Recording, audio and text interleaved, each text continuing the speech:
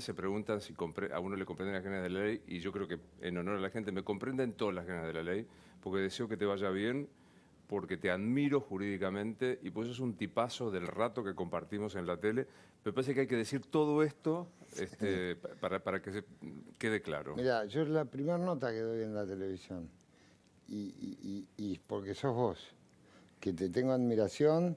Hemos hecho notas cuando yo era abogado, hace ese tiempo, y siempre fueron fantásticas y conmovedoras. Y vos sos, porque ser abogado y porque sos un gran periodista, conjugás las dos cosas.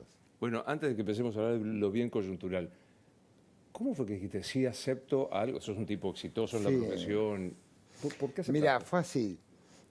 Tengo tiempo, ¿no? Porque es medio largo el 53 cuento. minutos. Bueno, muchos meses antes, te diría, de la primera elección, me empiezan a llamar personas vinculadas a Javier Milei diciéndome Mariano, justicia, y yo nunca en mi vida me había imaginado eso. Yo no soy político, cero, y jamás me había imaginado en mi vida en la función. No.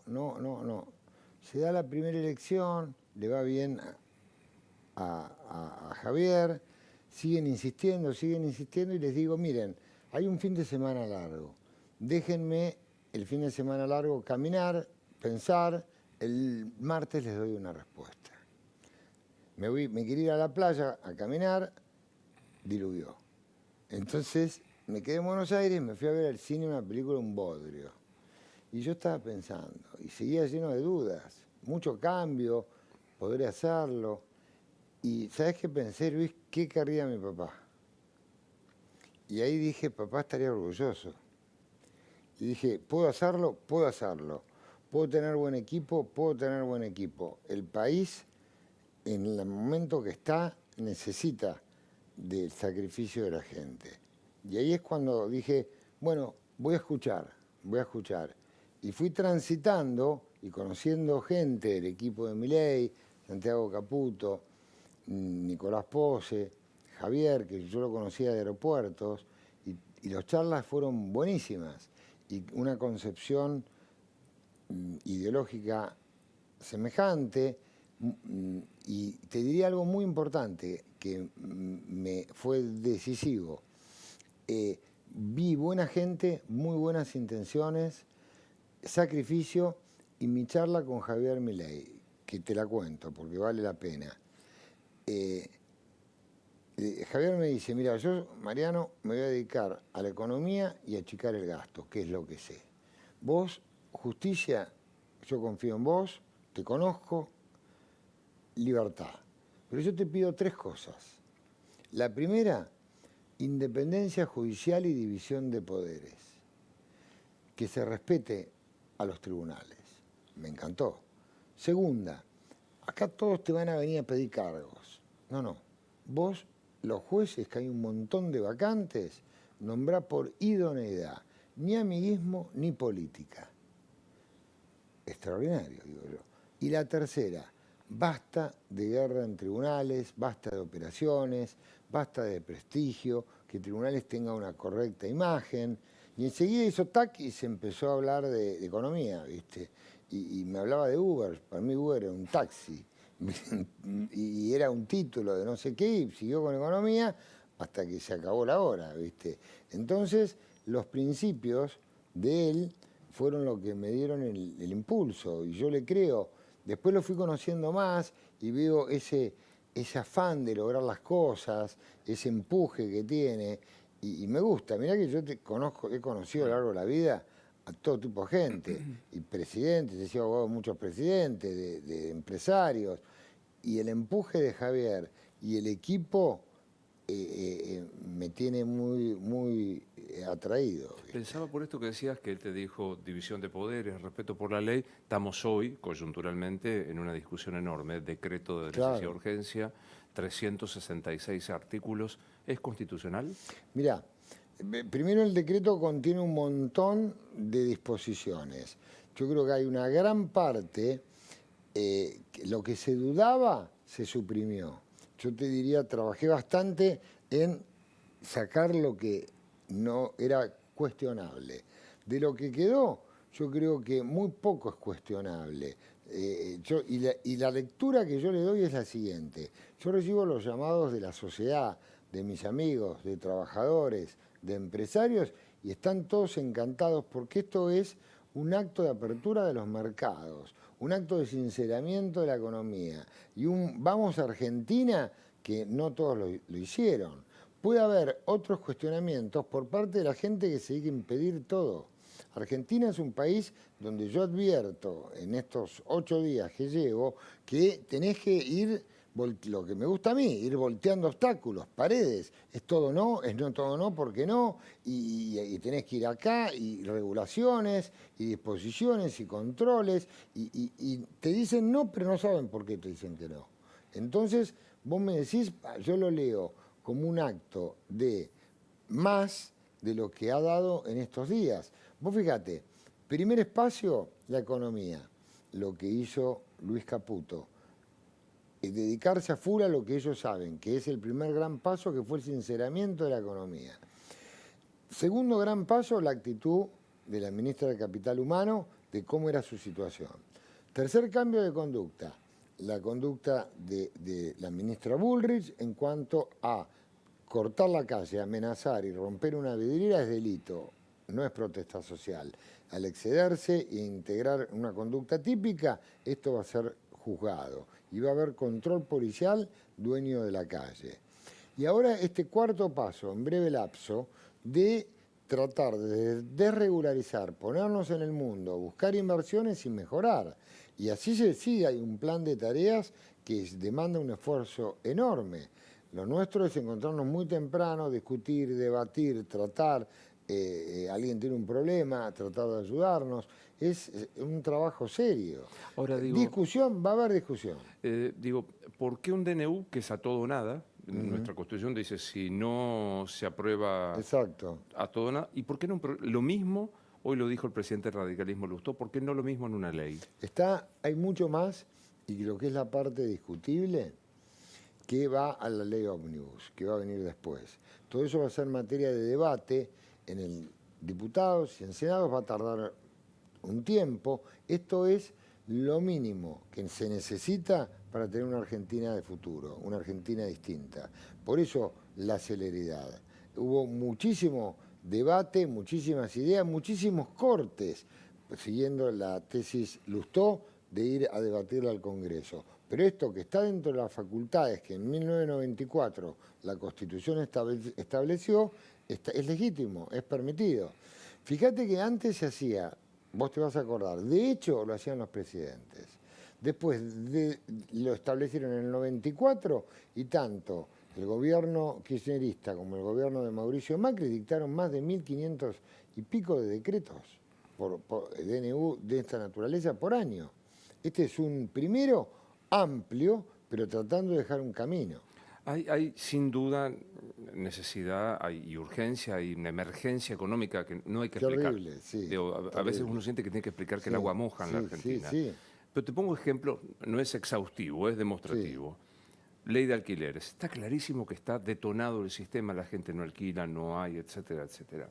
Yo creo que procede la emergencia. Ley de góndolas, ley de tierra, ¿por qué todo mezclado en esto? Porque se trató de abarcar todo lo posible para tener un único objetivo. El único designio de la ley es la libertad de mercado. La libertad que estudiamos en la facultad en contratos. Dos personas que se ponen de acuerdo para convenir en un idilio jurídico el precio de una mercadería. El libre comercio, no regulaciones. Este país está plagado de regulaciones. Entonces, que triunfe la idea libertaria, económica, de Hayek, Murray y un montón más, la escuela austríaca, de la libertad de mercado. Hasta ahora había que hacer un cambio. Luis, yo no me animo a hablar de economía, pero yo veo que todo el sistema que se usó en los últimos 100 o 20 años fueron malos. Argentina cada vez está peor. Entonces intentemos un mecanismo distinto. Vos tomás un remedio y seguís cada vez peor. Entonces tenés que cambiar el remedio y de médico también. Y entonces, ¿cuál es la idea? La idea es algo distinto. ¿Abarcó mucho? ¿Por qué? Porque es muchísimo. Código aeronáutico, código posibilidad de privatizar, el fútbol, asociaciones, los que quieren.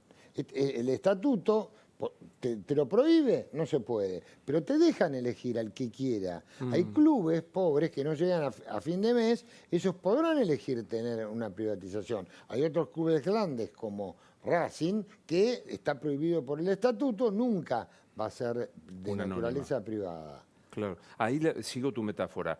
Tomaste el remedio, tuviste el médico, te va mal Horrible. todo el tiempo. Cambiás de médico. Ahora, no te atiende un veterinario. Que digo, como jurista, ¿es constitucional un decreto de 364 resoluciones? Yo creo que acá tenés un análisis total o parcial, y esto tiene que ser un análisis parcial porque aborda distintos temas. Vos no podés decir planteo de todo el decreto, porque todo el decreto tiene una norma que puede ser cuestionada. Yo creo que es todo legítimo y creo que hay sí normas que podrán los constitucionalistas o algunos decir, esta norma es más discutida, pues se verá. Pero digo, lo que pasa es que el decreto es todo o nada. No te Claro, deja. no, está bien, pero acá vos podés decir la norma vinculada a la ley de azúcar o a la yerba mate Sí, sí. es inconstitucional. En cambio, el resto del articulado de la norma, no, podés hacerlo parcialmente. ¿Qué plan B tiene? No sale. Te la rechazan las cámaras. Vamos a seguir insistiendo a través de leyes, de medios, de políticas, de ejemplos, de cambios. El camino está sembrado, directo y firme, si se va a insistir por ese camino. No hay otra solución. ¿Qué temor ves de que una cautelar, la cito a Cristina, un juez con una cautelar gobierna, que una cautelar te voltee el decreto o parte del decreto? Yo sé que entre partes Sí, las sí, decisiones no deroga, las decisiones jurisprudenciales Sí. no derogan. Pero ¿qué te imaginas si los jueces empiezan a... Mira, yo creo que los jueces tienen el imperio de la ley, pero los jueces no son y el control, obviamente, de los actos del gobierno. Pero los jueces tienen que entender la razonabilidad también. Yo creo que los jueces, se viene hablando hace muchos meses, no, cuando te agarre contencioso, cuando te agarre contencioso. Pues vamos a ver cómo funciona contencioso. Yo creo que contencioso va a entender esta razonabilidad. Es decir, acá tenemos que cambiar este concepto, Luis. Basta de sos de un partido, del otro, sos de Kirchner, sos de Macri. Yo creo que tiene que haber un solo designio, que es qué es lo mejor para la Argentina. Que mi modo de interpretar todo lo que hago es qué es lo mejor para la patria, qué tengo que hacer. Y que confío en que los jueces, también con esa inteligencia y con la Constitución y la ley en la mano, puedan entender la legalidad y el buen propósito y cualquier método de interpretación de la ley que vos tomes, teleológico, exegético, tiene un buen propósito. ¿Produce daño? ¿Produce perjuicios? ¿O por el contrario produce beneficios? Y es bueno para la patria. Y yo creo que a partir de esa base es indudable que este decreto está inspirado en gente, como diría Milei, de bien, que busca proteger a toda la Argentina. Suponete que entra alguien de los que caceroleó ayer gritando Milei, basura, vos sos la dictadura. ¿Qué le decís a esa persona? Yo le digo, no tenés derecho. Que no estás pensando bien. Una persona que lleva 8 días trabajando a destajo, que se toma un avión en lugar de quedarse en su casa cómodo, para irse con 6 ministros a Bahía Blanca a tratar de ayudar de la mano con el gobernador Kicillof ante una catástrofe, no merece que vos salgas con una cacerola. ¿Por qué salís con una cacerola? ¿Qué fundamento le das a esa cacerola? Esto es destrucción por destrucción. Nuestro país es muy destructivo, nuestro país es muy de la grieta. Eso es lo que a mí me irrita, en el sentido de dame un fundamento de por qué, y no te pueden dar un fundamento real, no existe, no saben ni por qué están con la cacerola. La acusación es, si lo hubiera hecho Cristina, la matan. No, la acusación hubiese sido, si lo hubiese hecho Cristina, aplauden, te diría. Yo creo que no es así. Ella acá se tomó una postura de una posición económica que puede ser distinta a la que existió hasta ahora. Hasta ahora era endeudémonos, paguemos todos los planes, paguemos todo, hagamos todo, que los piquetes funcionen, sigamos así y sigue la fiesta. Pero esto no aguanta. Este país no aguanta, en la situación que estamos no aguanta. Entonces vamos a luchar por un cambio para tener que bajar eso que me daña tanto, que es de 0 a 14 años, 56% de pobreza, ¿viste? Es un horror. Y esto va a seguir creciendo, porque esos chicos van a tener hijos que también va a haber más pobreza. Entonces es penoso. Nosotros tenemos que concentrarnos en los dos grandes problemas que tiene la Argentina, que es la falta de educación y la pobreza. Si vos te pones a ver qué es lo que lleva al delito, a la falta de dignidad del hombre, está en no tener trabajo y no tener formación. Y la falta de distribución de oportunidades en la gente, el chiquito que no puede estudiar, el chiquito que no tiene para comer, indigentes, personas desnutridas, el interior de las provincias, que yo recorrí bastante a lo largo de mi vida, es realmente llamativo. Entonces yo creo que es el momento enorme de poder dar una oportunidad de luchemos por tener una Argentina mejor. Simbólicamente, no hablarle al Congreso, estar de espaldas y usar un DNU y una ley, ¿no te hace ruido? No, ¿por qué? Porque los otros temas van a ir todos a través de la ley. Es decir, este es un camino que usaron todos los presidentes, tal vez incluso con decretos realmente que fueron ilegítimos, y este no lo es, buscando la legalidad de su mandato, pero el gran debate es en el Senado. Senado que también tiene que pensar un poquito en la patria, porque siempre entra una ley y tarda un siglo, no llega, queda en comisión, pasa en vista a la otra comisión, la ley no salen. A veces te digo, No locaciones, salen. Es hace tremendo, 5 años que está... es un horror. Vos tenés temas de debates en el Congreso que son un horror. Y entonces yo creo que nuestro poder legislativo, tanto diputados como senadores, tiene que tomar conciencia de argentinos. ¿Qué queremos? Seamos un poquito San Martín, Belgrano, Alberdi. ¿Qué queremos? Rápido, rápido, aprovechemos este momento. Unámonos. Basta de discusiones, basta de oposición sin sentido, basta de un bloque de un lado, un bloque del otro. ¿Qué es lo mejor? Entonces creo que es lo que hay que pensar. El norte tiene que ser sacar este país adelante. En tu área específica, ¿una corte de 5 miembros garantiza la independencia del Poder? A mí me parece que 5 miembros está bien. Cuando hubo 9 era más engorroso conseguir más firmas, seguía la eventual discusión política. Yo creo que 5 que trabajen en paz y armonía, estos 4 hombres que saben derecho, ojalá se incorpore el año que viene otra persona que les dé mayor impulso y yo creo que tenemos una corte que es muy digna y que puede ayudar. Yo creo que en general, Luis, tenemos, y esto no lo he dicho ahora, lo he dicho siempre, tenemos un poder judicial con jueces muy buenos, jueces que tal vez por un poco porcentaje de jueces que hicieron las cosas mal, cometieron delitos o hicieron papelón o fueron muy políticos, mancharon al resto. Pero nosotros creo que tenemos una justicia bastante honorable, de desconocidos, que dejan los fines de semana, horarios y gran sacrificio. Queda una vacante. ¿Van a proponer el año que viene? En marzo. ¿Es una mujer la que van a proponer? Mirá, estamos debatiendo. A mí vos me decís, a mí me encantan las mujeres jueces. Me parecen mucho mejor que los hombres jueces. Te voy a decir por qué. ¿Qué escándalo conoces de una mujer, salvo uno de hace bastante? Que son ordenadas, son prolijas, son metódicas, tienen personalidad, estudian, más que nosotros, más que yo. Entonces yo las pondero. En los años 80, en el Palacio de los Tribunales, Talcahuano 550, estaba prohibido nombrar mujeres. Y a mí me lo decían, no puedes nombrar mujeres, y yo nombraba mujeres. Y tuve un elenco de mujeres porque decían, no puede haber bandas con detenidos, droga. Eran buenísimas. Y fueron empleadas que después trascendieron. Yo tuve un grupo de mujeres en aquella época ya que era buenísima. Es decir, que si dependiera de vos, propondrías una mujer. Sí, y te digo más.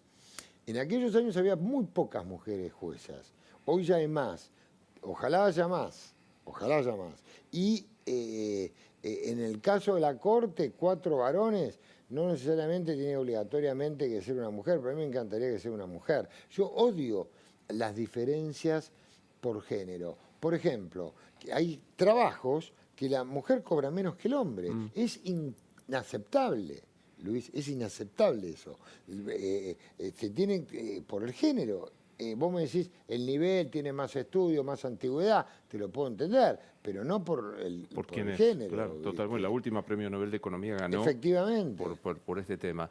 Los, Perdóname, te paso. La primer ministra de Nueva Zelanda, que se fue el año sí, pasado, un fenómeno. Finlandia, un crack, pobre chica, fue una fiesta de viaje egresado, le filmaron, la sí. sacaron, le atacaron la vida privada, me dio mucho dolor. Dinamarca, Angela Merkel, hay buenísimas Aparte, funcionarias. mujeres juezas argentinas, bueno, ya excedió la Sí, edad, Kemmelmacher, Susana Medina, sí, muy hay bien. juezas Sí. De ejemplares, lujo. de En lujo. su momento Carmen Argibay, Claro. la doctora Hayton, hemos tenido magníficas. Los 4 ministros están, se ha impulsado un juicio político. ¿Que el Ejecutivo va a impulsar el juicio político? Mirá, principio que aprendimos en la vida. Los jueces no pueden ser juzgados por sus opiniones vertidas en las sentencias. No hay cuestiones si no todo juez es prevaricato. La Cámara le revocó prevaricato. No, yo cuando trabajaba con Julio Mayer, cada vez que nos iba mal decía el juez cometió prevaricato. No, piensa distinto, ¿viste, Julio? Entonces, ¿la realidad cuál es? Es que a mí que los hayan sometido a juicio por sus opiniones volcadas en sus fallos, opiniones que fueron volcadas en general por la mayoría y sin mayor sustancia, por mal desempeño, ni siquiera por comisión de delitos, fue una maniobra para presionarlos, para desprestigiarlos, para de alguna manera molestarlos, para perturbarlos, y no tiene sostén jurídico. Bien. No tiene sostén jurídico. Hay una marca que dejó el kirchnerismo, vos que sos penalista, Sí. digo, el zafaronismo, ¿existió, hizo daño, no, en el derecho penal? Mirá, vos tenés posturas tradicionales de discusiones a lo largo de la historia del derecho penal. Tenés posturas que han sido más, llamémosla como lo denominan mal, garantismo. Garantismo es menos cárcel, más tutela al imputado. Y tenés otras posturas que son más la defensa social, Margot en Francia, más la tutela de la sociedad, ser más duros, mano dura, ley del orden, castigo a la cárcel, todos a la cárcel. Por eso es buena cuando Milei y Pose hablan de mano justa, no mano dura, mano justa. Mano justa es lo que yo interpreto como principio de proporcionalidad, un principio que está en las convenciones internacionales y los tribunales han empezado a aplicar en materia de libertades y penas. Ahora, ¿dónde está? Zaffaroni tuvo su postura, rigió y creó su escuela. Yo fui alumno de él, no significa que siga todas sus ideas, muchas sí. Y otras, tenés otra escuela. Yo creo que en la realidad no podemos irnos a los extremos. Siempre hay que pararse en los términos medios. Nosotros pasamos, que yo lo viví, de una ley cuando era el proceso durísima. Llegó Alfonsín, ley 21338, cambió todo, abrieron las puertas, todo blandísimo. Siempre en Argentina se pasó péndulo, de un lado ¿no? al otro, un péndulo en materia penal. Y yo creo, y parches, yo creo que hay que equilibrar en una proporción y en una mano justa. ¿Viste? Yendo a temas concretos, ¿baja de la edad de putabilidad penal? Sí, ¿A qué edad? estoy en eso. Estamos en 14 y hay un análisis con una comisión que tengo que es de ver si es para todos los delitos o para algunos delitos. Pero lo que más me preocupa de la minoridad es esto, Luis. Tengo 9 leyes que están trabajando comisiones muy chiquitas, de 2, y me busqué los titulares y jueces o no jueces académicos más prestigiosos para ley de juicio rápido y plazo razonable, aceleremos los juicios, se lo vengo diciendo a todos, implementación del Código Federal acusatorio en todo el país, no por partes, ley de concursos y quiebras, ley de sociedades, minoridad, ley de los vulnerables y de los ancianos, pues siempre es muy importante que no nos olvidemos de los señores vulnerables. Y Código Penal, y en minoridad me preocupa esto. El marco de punibilidad, ok, sancionás más a los menores, pero después ¿qué? El menor necesita un cuidado, necesita educación, necesita resocialización. De nada te sirve lo que se hace, que es sacarlo de la sociedad, lo metes en una cárcel, se hace amigo de los otros menores y ya forman la banda. Tiene que haber, frente al delito, su consecuencia, una pena que en los casos de menores tiene que ser educación. Si no, no te sirve.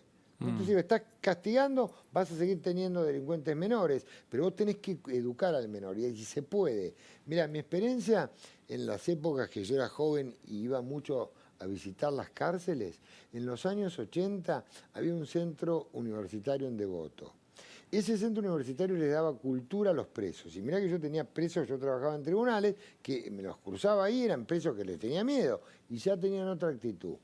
Esa educación motivó prácticamente disminuir el índice de reincidencia. No volvían a incurrir en nuevos delitos. Entonces, ¿qué te quiero decir? Ok, la minoridad atendámosla, pero también tenemos que tener el complemento de una cárcel humana, digna y que eduque al menor delincuente. Si no, no nos sirve de nada.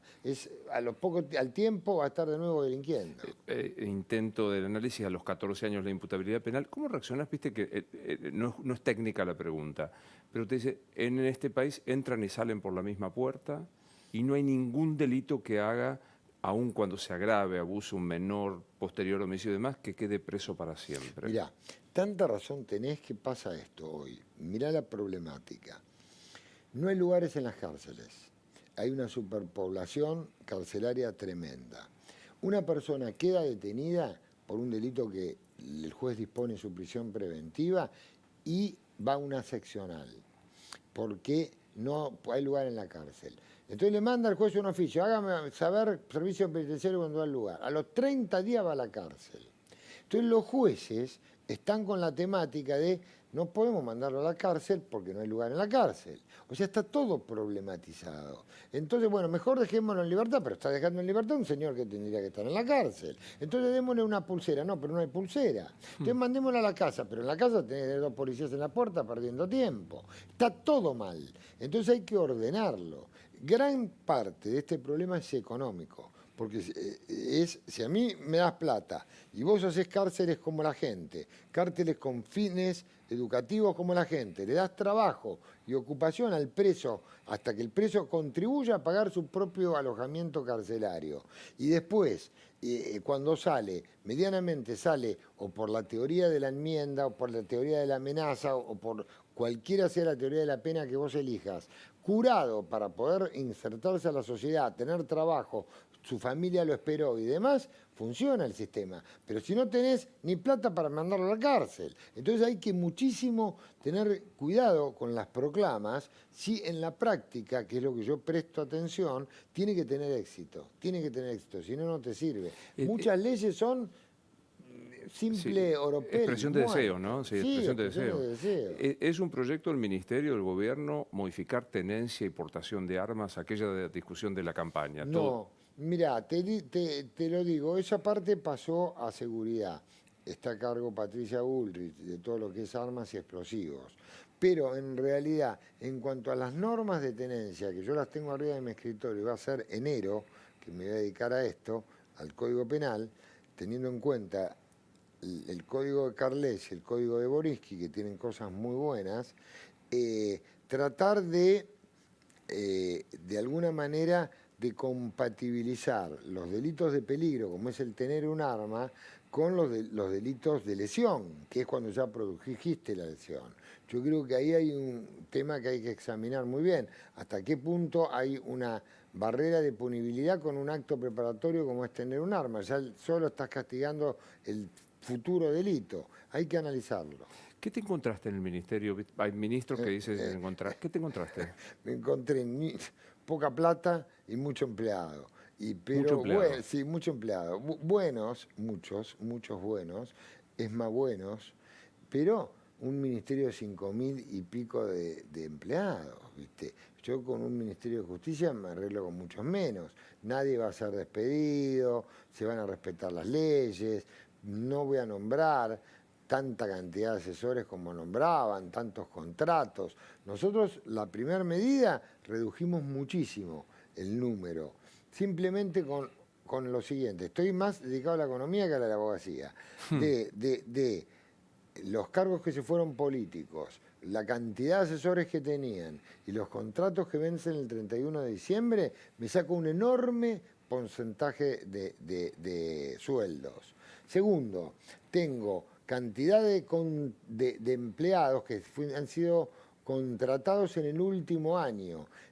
Una semana antes me nombraron empleados por todos lados y aparecieron gente con escritorios, compraron escritorios una semana antes. ¿Verdad? Y aparecieron gente, alumnos míos que me cuentan, me dice, doctor, hoy conocimos, trabajamos en tal lugar, vinieron gente nueva a sentarse a los escritorios. Última semana te nombraron gente. Sí, muchísima.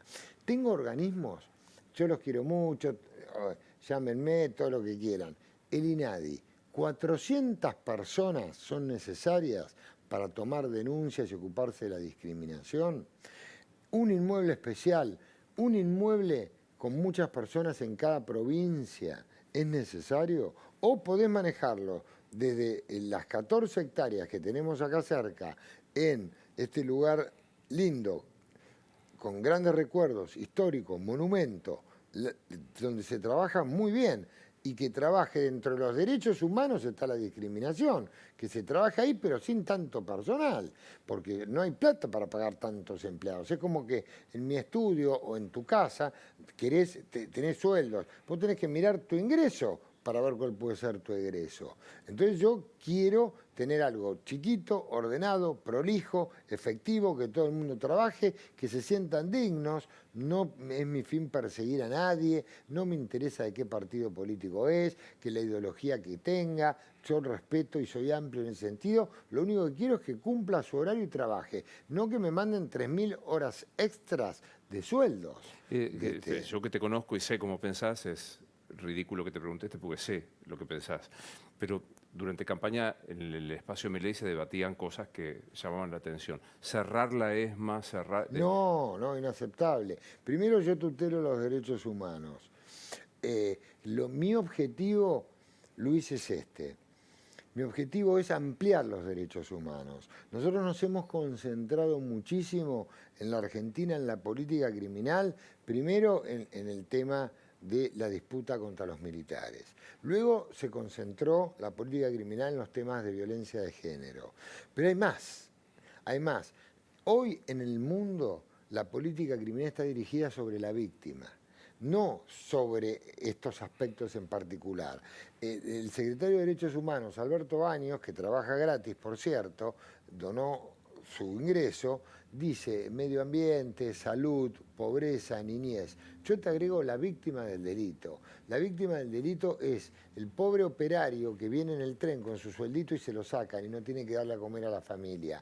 La señora que la engañaron, soy tu sobrino, y se le lleva los ahorritos de su vida. El señor que le cortaron acá en Palermo para sacarle el celular. El que le metieron un revólver para darle la cartera. Esa víctima necesita atención, que el Estado esté presente, atención psicológica, atención legal y atención de cuidado y tratar de ayudarlo a reponerlo. O sea, los valores, en el siglo pasado el derecho penal se centró sobre el imputado.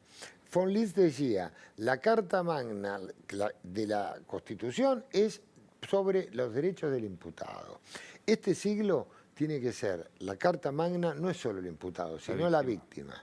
Y ahí tenemos que centrar el mayor esfuerzo. Y la víctima no es solo lo que con razón se tutela en ESMA, sino es mucho más amplio. Entonces a mí me interesa, por ejemplo, lees los diarios, una señora que le violaron a la hija en Salta, es francesa y su hija estaba haciendo turismo acá. Yo hablé por teléfono para solidarizarme y ponerme a su disposición. Era un tema provincial, pero yo quiero que ella sienta que el Estado argentino, mirá si nos pasa un hijo nuestro, que va a veranear un país y lo matan, ¿viste? Estás en otro país, estás sin medios. Esa persona tiene que sentir protección. Ahí tenemos que cuidar. No es tu competencia directa, pero se debatió ahí mismo en esa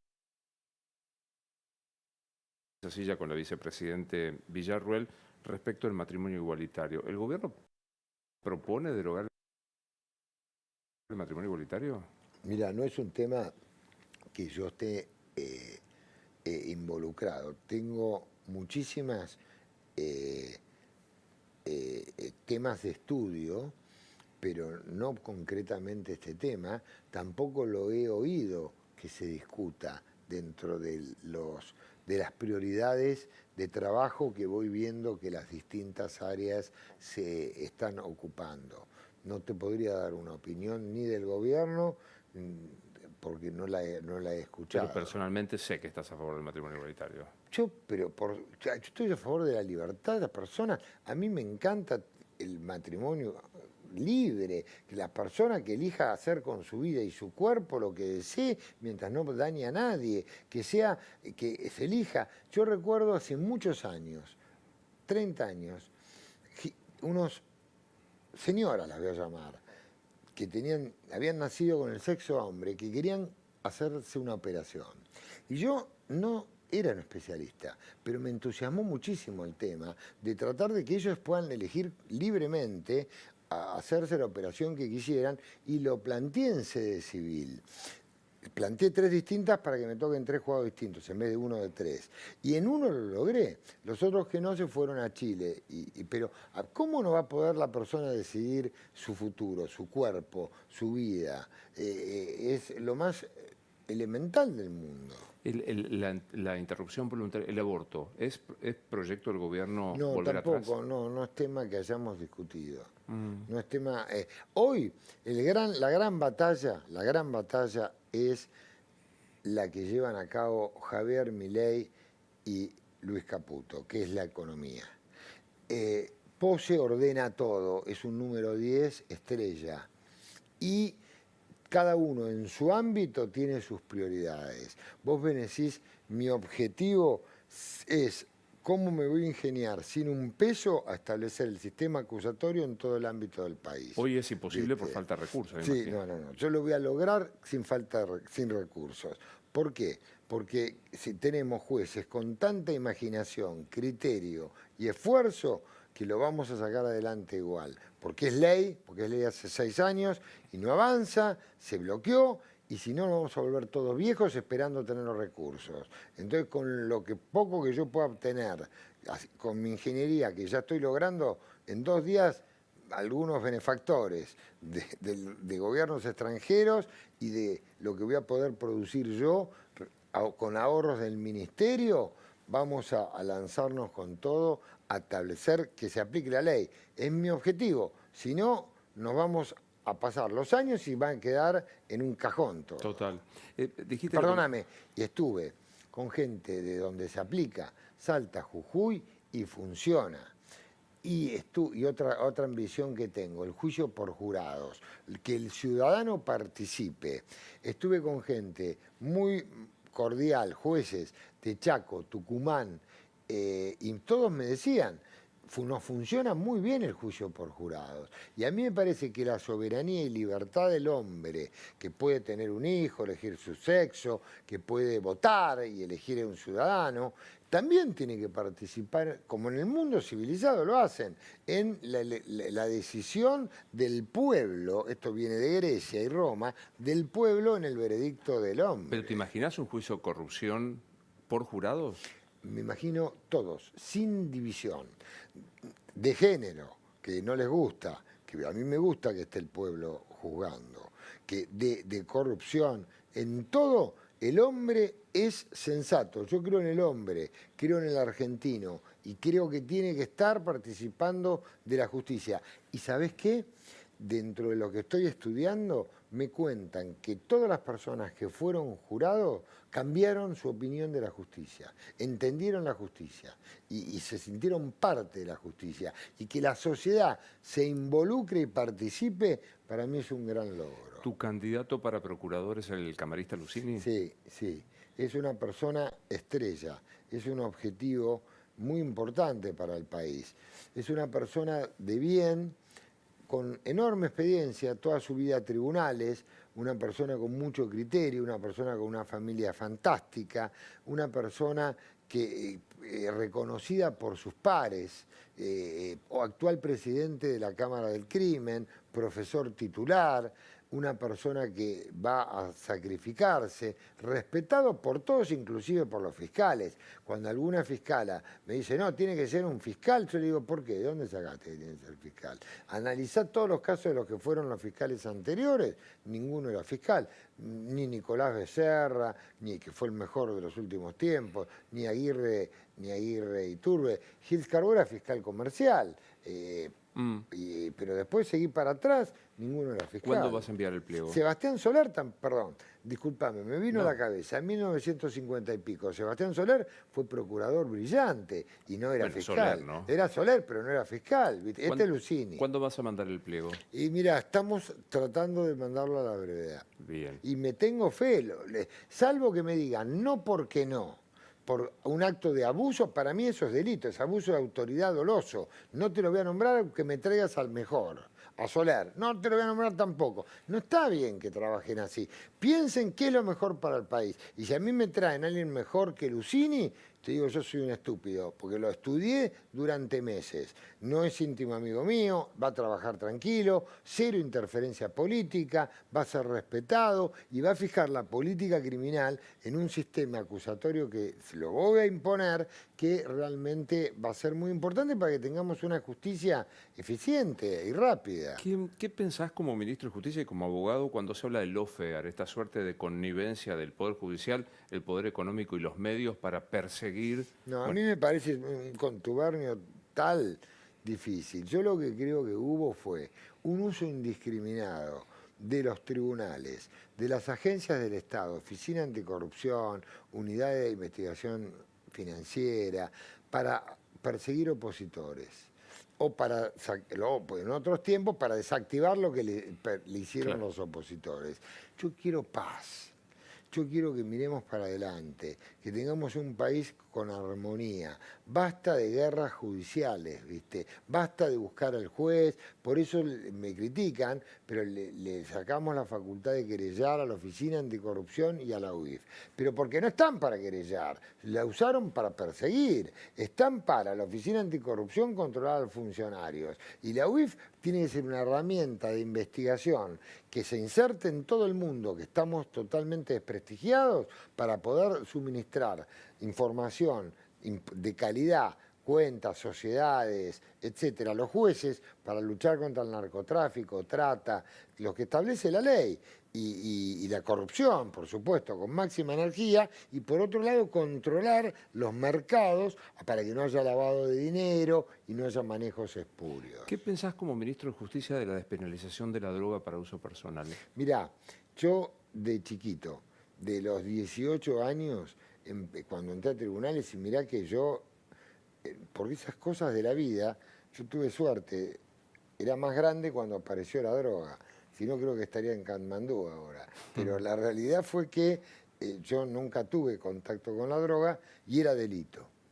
Pero yo siempre confié en la libertad del hombre y su posibilidad de elegir. Y la droga, digamos, marihuana para escasa cantidad, para consumo personal, nunca me pareció dañosa. Yo recurría a mis 18 años con buenos jueces a un criterio por el cual no dañaba el bien jurídico salud pública, que fue el criterio que sostuvo la Corte en Basterrica, después estuvo Capalvo, y un voto de Petracchi fantástico, y yo creo que la libertad del hombre no tiene que abarcar la elección de una persona de fumarse un porrito. No, yo ahí no creo que el derecho penal busque eso, y lo sostuvo Acosta en la Corte en los últimos años, y ya es criterio más o menos aceptado. Sí, el que va y vende, a ese hay que darle duro, si el que va y produce, si el que comercia, si el que va a un colegio y le da a los pibes, o el que va al estadio y los agarra a los de barra brava y le da droga. Eso hay que sancionarlo con la máxima energía, porque la droga, y más la droga pesada, destruye. Pero el consumo personal de un chiquilín, yo no se lo deseo a mis hijos, pero no lo veo punible. El derecho penal está para las grandes ilicitudes, Luis. Ese código de 500, 600 artículos, el derecho penal, que vaya al derecho civil, que vaya al derecho comercial, si hay una disputa por la tenencia del hijo, anda al derecho civil, no lo lleves al nenito al juzgado de instrucción a ver si se pelean entre padre y madre. Si no paga la cuota, anda civil, no me lo metas preso porque no te va a pagar ninguna cuota. Es decir, yo quiero despojar al derecho penal de un montón de conductas que ya no tienen que ser sancionadas y pueden ser tratadas en otros ámbitos del derecho y tener un código penal que se concentre en las grandes ilicitudes. Vos que lo conocés, viene un tipo de Dinamarca, te dice, Mariano, ¿qué es Javier Milei? Definímelo.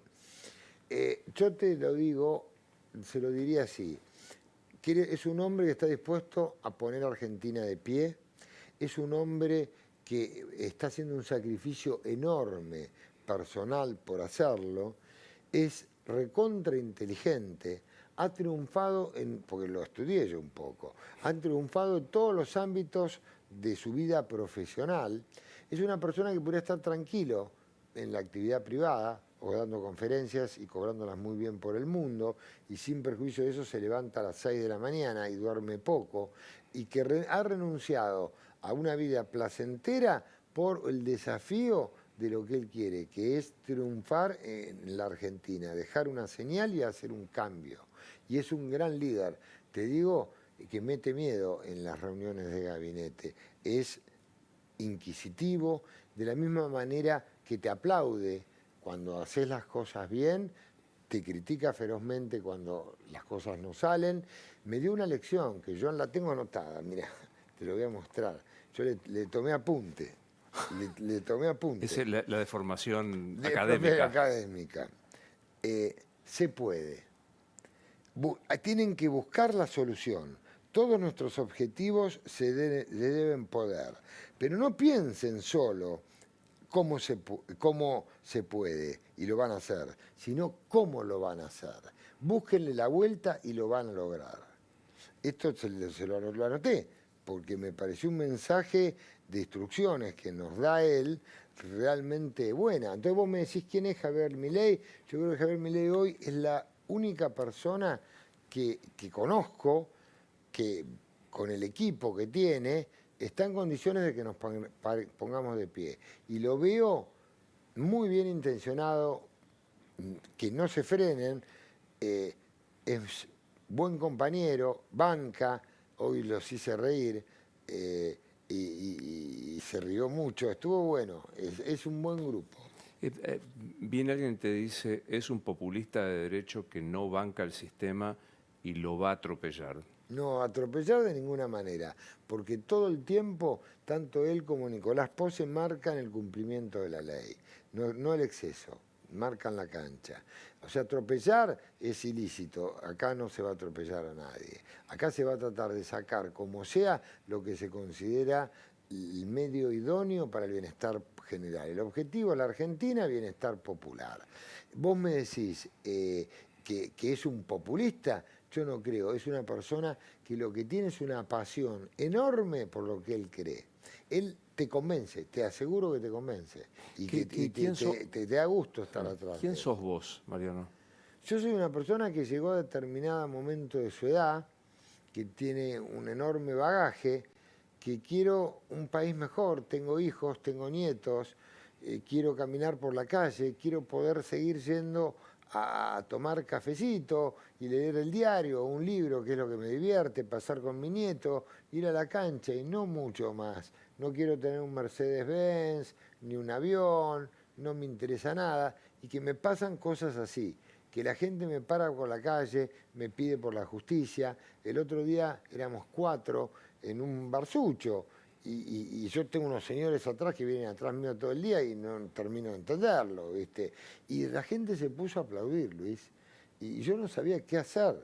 Te digo la verdad, la gente aplaudía el día de la jura buscando, y eso es esperanza. Y eso es para mí responsabilidad. Entonces yo quiero triunfar porque triunfan los jueces, porque triunfa la justicia que tanto quiero y porque triunfa el país. Hablaste de tu viejo, que pensaste que tu viejo, tu papá, por las dudas, Sí, que no sí, lo sepa, sí. un abogado de un enorme prestigio dentro del mundo jurídico. Entra por ahí tu papá, ¿qué le decís? Dame un abrazo. Dame un abrazo y vamos. Se extraña, ¿no? Sí, pero está acá. Es siempre la última pregunta de este programa y tiene que ver con esto, y es, ¿nos morimos y qué pasa? Queda el legado por un tiempo. Yo quiero dejarles un legado a mis hijos y a mis nietos y a mis hermanos y a los chicos que se forman en la oficina, que quede un legado de gente bien, que gente que se sacrificó por el país. Acá hay muchos patriotas en la Argentina y nosotros tuvimos muchos patriotas. Bueno, yo quiero que quede ese legado. Este hombre logró cambios, este hombre logró una justicia honesta, este hombre sacó las leyes, este fue una persona honorable. Eso solo. Te iba a preguntar por tus hijos, pero ahora que tenés nietos, dicen que el abuelazgo es Es terrible. otra vuelta. Sí, este no me da mucha bola, el día es de Boca, pero igual me Pero- divierto mucho. Pero ¿a qué se parece que un hijo o un nieto te diga, abuelo, te amo? Sí, es lo mejor. Yo lo corro, le compro cosas, trato de alguna manera de congraciarme, ¿viste? Porque aparte tengo una super abuela del otro lado que es una divina total y yo no llego, ¿viste? A ese nivel. No se emparda. No, me gana por goleada, ¿viste? Y tengo un yerno que es un fantástico, me divierte muchísimo ese equipo. ¿Cuál es el sentido de la vida, Mariano? El sentido de la vida es ser feliz, pero siempre te hubiese dicho eso, hasta hace 6 meses. Ahora te digo, es ser feliz y hacer feliz a la gente. ¿Le va a salir a Milei? No veo otro camino. Invítame en un año que viene y charlamos. Un enorme placer y te deseo No. de corazón lo mejor. Muchas gracias. Gracias por venir. ¿Sabías que